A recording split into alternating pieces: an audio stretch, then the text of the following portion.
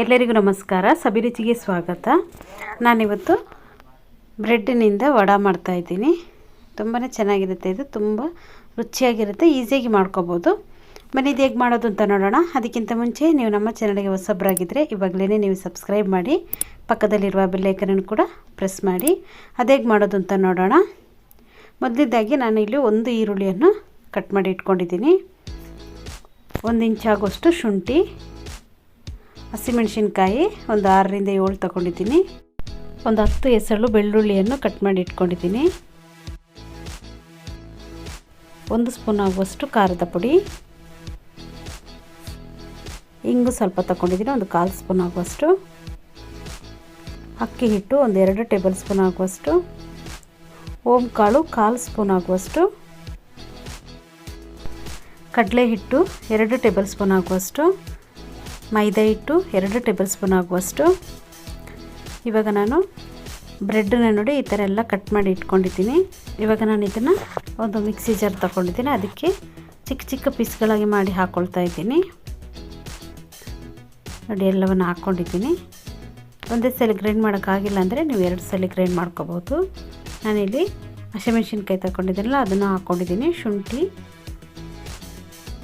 ಈರುಳ್ಳಿಯನ್ನು ಕೂಡ ಇದಕ್ಕೇ ಹಾಕ್ಕೊಂಡು ಇದನ್ನು ನಾವು ಗ್ರೈಂಡ್ ಮಾಡ್ಕೋಬೇಕು. ನೀರೇನು ಹಾಕೋದು ಬೇಡ, ಹಾಗೆಯೇ ಇದನ್ನು ಸ್ವಲ್ಪ ಬಿಟ್ಟು ಗ್ರೈಂಡ್ ಮಾಡ್ಕೋಬೇಕು. ನೋಡಿ ಈ ಅದಕ್ಕೆ ನಾನು ಗ್ರೈಂಡ್ ಮಾಡ್ಕೊಂಡಿದ್ದೀನಿ. ನೋಡಿ ಇಷ್ಟು ಗಟ್ಟಿಯಾಗಿದೆ. ಇದು ನೀರೇನು ಹಾಕಿಲ್ಲಲ್ವ, ಈ ಥರನೇ ಇರಬೇಕು. ಇವಾಗ ನಾನು ಇದನ್ನೊಂದು ಮಿಕ್ಸಿಂಗ್ ಬೌಲಿಗೆ ಹಾಕ್ಕೊಳ್ತಾ ಇದ್ದೀನಿ. ಎಲ್ಲವನ್ನು ಹಾಕ್ಕೊಳ್ಳೋಣ. ನೀವು ಗ್ರೈಂಡ್ ಮಾಡಬೇಕಾದ್ರೂ ಅಷ್ಟೇ ಸ್ವಲ್ಪ ಬಿಟ್ಟು ನೀವು ಗ್ರೈಂಡ್ ಮಾಡ್ಕೋಬೇಕು. ಇದಕ್ಕೆ ಒಂದು 1/4 ಸ್ಪೂನ್ ಆಗುವಷ್ಟು ಅರಿಶಿಣ ಪುಡಿಯನ್ನು ಹಾಕ್ಕೊಂಡಿದ್ದೀನಿ. ಖಾರಕ್ಕೆ ಖಾರದ ಪುಡಿಯನ್ನು ಹಾಕ್ಕೊಂಡಿದ್ದೀನಿ. ಇಂಗು ಕೂಡ ಸೇರಿಸ್ಕೊಂಡಿದ್ದೀನಿ. ಇದಕ್ಕೇ ನಾವು ತಗೊಂಡಿರುವಂಥ ಕಡಲೆ ಹಿಟ್ಟು, ಮೈದಾ ಹಿಟ್ಟು, ಅಕ್ಕಿ ಹಿಟ್ಟು 3 ಇದಕ್ಕೇ ಹಾಕ್ಕೊಳ್ಳೋಣ. ತುಂಬ ಚೆನ್ನಾಗಿರುತ್ತೆ ಇದು, ನೀವು ಒಮ್ಮೆ ಟ್ರೈ ಮಾಡಿ. ರುಚಿಗೆ ತಕ್ಕಷ್ಟು ಉಪ್ಪನ್ನು ಕೂಡ ಸೇರಿಸ್ಕೊಂಡಿದ್ದೀನಿ.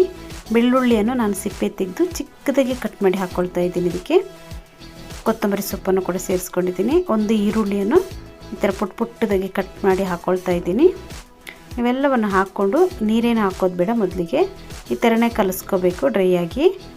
ಬೇಕು ಅಂದರೆ ಮಾತ್ರ ನೀವು ಇಲ್ಲಿ ನೀರನ್ನು ಸೇರಿಸ್ಕೊಂಡ್ರೆ ಸಾಕು. ನೋಡಿ ಚೆನ್ನಾಗಿ ಕೈಯಲ್ಲಿ ಈ ಥರ ಕಲಿಸ್ಕೋಬೇಕು. ನೋಡಿ ಒಂದು ಸ್ವಲ್ಪ ನೀರನ್ನು ಹಾಕ್ಕೊಳ್ತಾ ಇದ್ದೀನಿ ನಾನು. ನೋಡಿ ಈ ಥರ ಚೆನ್ನಾಗಿ ಕಲಿಸ್ಕೊಳ್ಳೋಣ. ಇದಕ್ಕೆ ಬಿಸಿಯಾಗಿರುವಂಥ ಎಣ್ಣೆಯನ್ನು ಕೂಡ ಹಾಕ್ಕೊಳ್ತಾ ಇದ್ದೀನಿ. ಬಿಸಿ ಇರುವಂಥ 1 ಸ್ಪೂನ್ ಆಗುವಷ್ಟು ಎಣ್ಣೆಯನ್ನು ಹಾಕ್ಕೊಂಡಿದ್ದೀನಿ. ಚೆನ್ನಾಗಿ ಒಮ್ಮೆ ಮಿಕ್ಸ್ ಮಾಡ್ಕೋಬೇಕು. ತುಂಬಾ ದಿಢೀರಾಗಿ ಮಾಡ್ಕೋಬೋದು. ಬ್ರೆಡ್ ಇದ್ದರೆ ಸಾಕು ಇದಕ್ಕೆ. ಇನ್ನೆಲ್ಲ ಮನೆಯಲ್ಲೇ ಇರುತ್ತಲ್ಲ, ನಾವು ಬೇಗನೆ ಮಾಡ್ಕೋಬೋದು. ಮಕ್ಳಿಗಂತೂ ಈ ಸ್ನ್ಯಾಕ್ಸು ತುಂಬಾ ಇಷ್ಟ ಆಗುತ್ತೆ.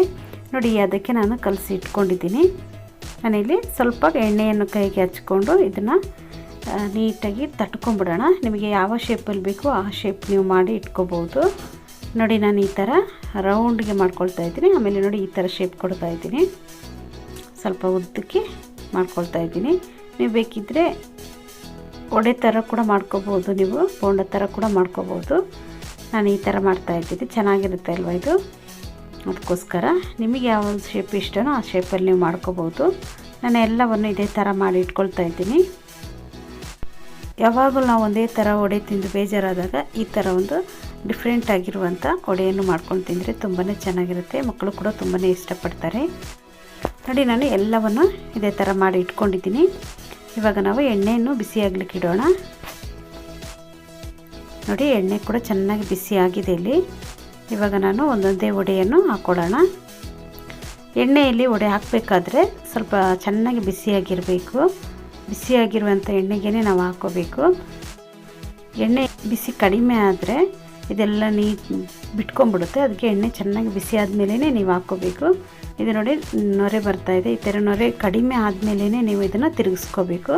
ತಕ್ಷಣವೇ ನೀವು ತಿರುಗಿಸ್ಕೋಬೇಡಿ, ಯಾಕಂದರೆ ಪುಡಿ ಆಗಿಬಿಡುತ್ತೆ. ಅದಕ್ಕೋಸ್ಕರ ನೋಡಿ ಎಲ್ಲವನ್ನೂ ಕರೆದು ತಗೊಳ್ತಾ ಇದ್ದೀನಿ. ಇಷ್ಟು ಒಳ್ಳೆ ಕಲರ್ ಬಂದಿದೆ ನೋಡಿ, ಚೆನ್ನಾಗಿದೆ. ನೀವೊಮ್ಮೆ ಟ್ರೈ ಮಾಡಿ. ಇಷ್ಟೇ, ತುಂಬಾ ಈಸಿಯಾಗಿ ನಾವು ಬ್ರೆಡ್ ವಡೆನ ಮಾಡ್ಕೋಬೋದು. ತುಂಬ ರುಚಿಯಾಗೂ ಕೂಡ ಇರುತ್ತೆ. ಈ ವಿಡಿಯೋ ನಿಮಗೆ ಇಷ್ಟ ಆದರೆ ಲೈಕ್ ಮಾಡಿ, ಶೇರ್ ಮಾಡಿ, ಸಬ್ಸ್ಕ್ರೈಬ್ ಮಾಡಿ. ವಿಡಿಯೋ ನೋಡಿದ್ದಕ್ಕಾಗಿ ಧನ್ಯವಾದಗಳು. ನಾನು ಸಬಿ.